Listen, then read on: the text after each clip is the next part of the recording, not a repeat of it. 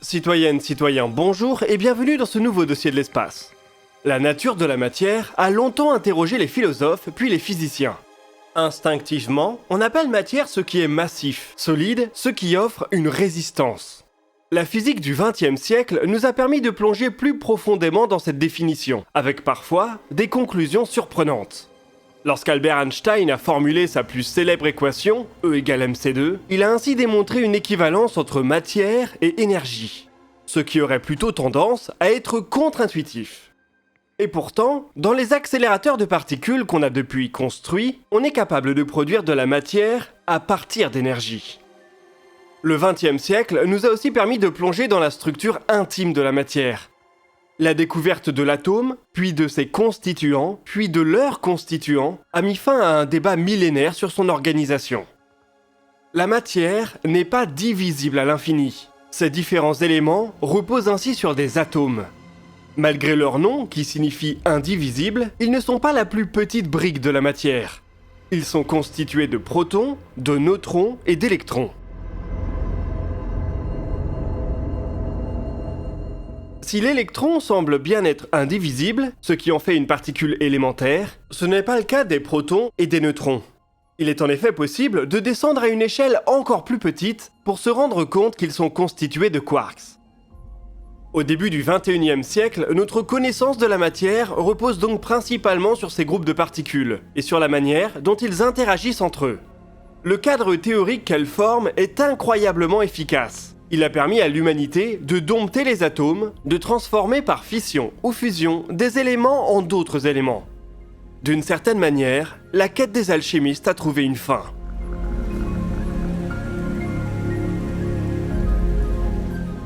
Malgré cette efficacité théorique et pratique, on aurait pourtant tort de croire qu'on comprend aujourd'hui parfaitement la matière. Un physicien des particules ne peut par exemple pas être certain que les quarks sont bien la brique la plus élémentaire du noyau atomique. Un astrophysicien est pour sa part bien incapable de dire d'où vient 85% de la masse du cosmos. Dans des conditions extrêmes, la matière semble adopter des états étranges, qui sont encore mal connus. Pour décrire des états ou des particules qui sortent ainsi du domaine de l'ordinaire, on parle de matière exotique. Faisons donc aujourd'hui un petit tour d'horizon des phénomènes et des hypothèses qui chamboulent complètement nos conceptions les plus intimes sur la nature de ce qui nous entoure.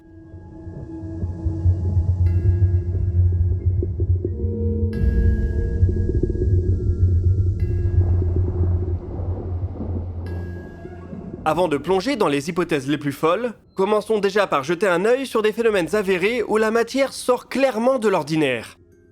Vous avez probablement appris à l'école les 3 états de la matière, solide, liquide et gazeux. Si vous avez fait un peu de physique, vous y avez ajouté l'état de plasma, dans lequel électrons et noyaux atomiques sont dissociés et circulent librement. À ces 4 grandes catégories, on pourrait probablement ajouter des dizaines d'états possibles de la matière. Nombre d'entre eux ont été observés expérimentalement et donnent lieu à des comportements très étranges. Prenons l'exemple des condensats de Bose-Einstein. Ces derniers peuvent se produire lorsqu'on refroidit certains gaz à des températures proches du zéro absolu.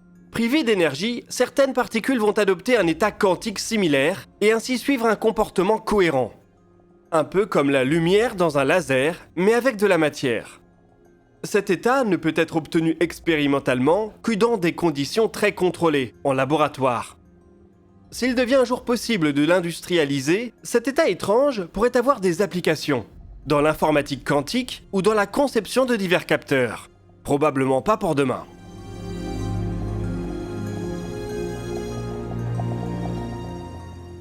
À ces échelles microscopiques, la matière peut prendre d'autres états qui ont pu être observés en laboratoire. L'un des plus curieux d'entre eux est ce qu'on appelle un polaron de Rydberg. À l'aide d'un laser, il est possible d'exciter les électrons de certains atomes pour les faire grimper sur des orbitales plus hautes, tout en restant sous la limite pour ne pas les ioniser. De cette manière, l'atome gonfle au fur et à mesure que ses électrons s'éloignent de son noyau. Si on reproduit l'expérience dans un condensat de Bose-Einstein, alors l'atome ainsi gonflé peut avoir un diamètre plus grand que la distance moyenne entre 2 atomes dans le condensat. Théoriquement, on se retrouve donc avec des atomes à l'intérieur d'un autre atome. En choisissant bien les éléments, on peut monter jusqu'à 170 atomes à l'intérieur d'un atome gonflé. ce qui est très inhabituel pour toute forme de matière.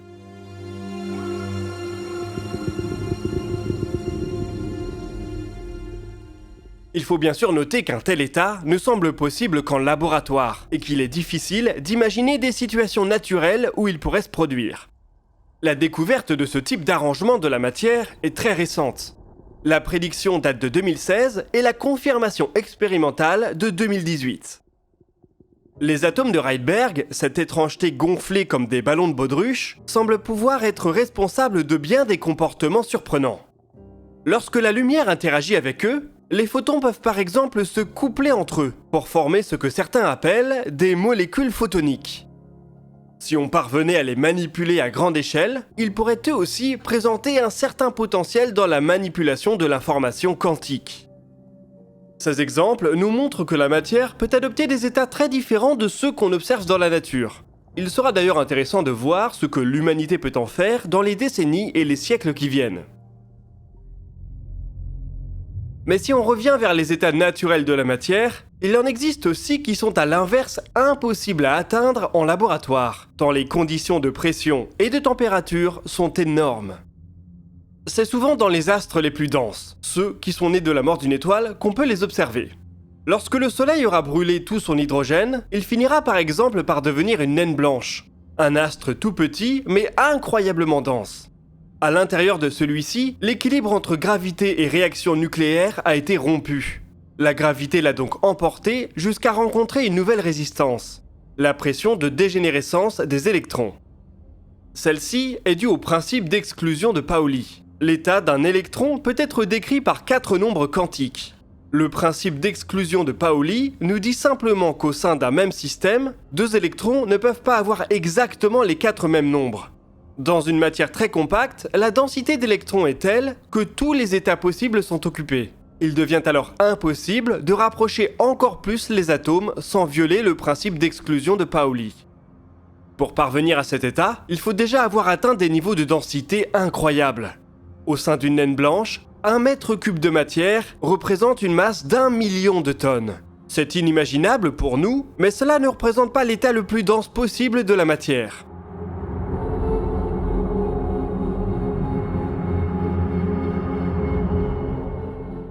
Lorsque la gravité se fait trop pressante, même la pression de dégénérescence des électrons ne fait plus le poids. Les électrons finissent par se combiner avec les protons pour former des neutrons. Et c'est la pression de dégénérescence de ces neutrons qui offre à son tour une résistance à la gravité. Un tel arrangement se trouve dans la nature dans les étoiles à neutrons. Ces dernières sont encore 1 million de fois plus denses que les naines blanches qu'on vient d'évoquer. Elles représentent l'état de la matière le plus dense connu avant l'effondrement dans un trou noir. Enfin, probablement. Il est en effet peut-être possible que les neutrons eux-mêmes puissent être cassés pour former une soupe de quarks. On parle ici d'une matière tellement exotique qu'elle n'a jamais pu être détectée dans la nature. Une telle matière pourrait éventuellement exister au centre des étoiles à neutrons ou dans des étoiles à quarks encore plus denses que les premières. L'univers juste après le Big Bang a probablement aussi connu un tel état dans son ensemble, au moins pendant une fraction de seconde.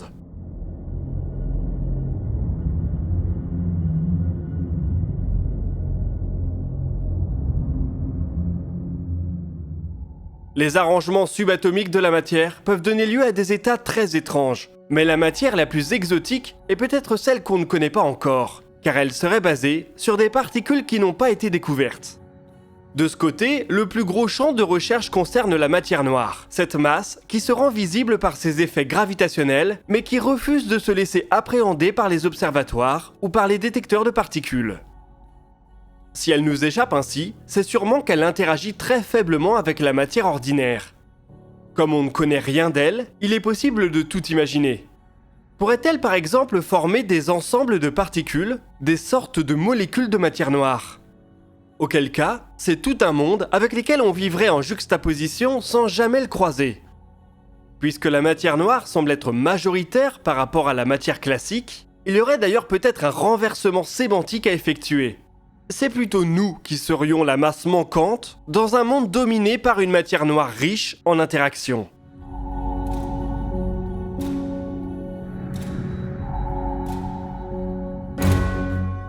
Malgré les progrès fulgurants de la physique ces 150 dernières années, le monde matériel, le support qui permet la vie et les réflexions qu'on fait avec vous en vidéo, reste plein de mystères.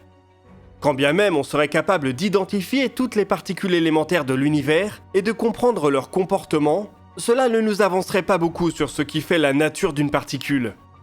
La théorie des cordes, entre autres, cherche à avancer dans ce domaine, mais les réponses qu'elle propose semblent presque impossibles à valider expérimentalement.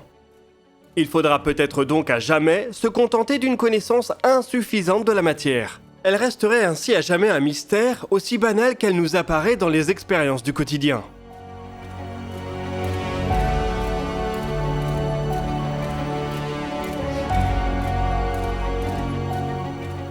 Nous voici en tout cas arrivés au bout de cette vidéo. Je vous invite à partager vos remarques et vos questions dans les commentaires. Nous répondrons à certaines d'entre elles dans la vidéo qui sortira ce samedi à 17h.